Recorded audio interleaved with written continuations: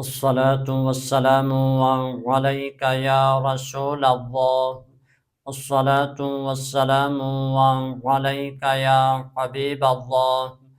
حضرت سیدنا علی المرتضیٰ شر خدا رضی اللہ تعالی عنہ سے روایت ہے، آپ فرماتے ہیں میرے آقا امام الانبیاء رحمت للعالمین صلی اللہ علیہ وآلہ وسلم نے ارشاد فرمایا کہ رمضان المبارک کے روزے رکھو اور ایام بیض کے روزے رکھو، یہ تمام عمر کے روزے رکھنے کے برابر ہیں۔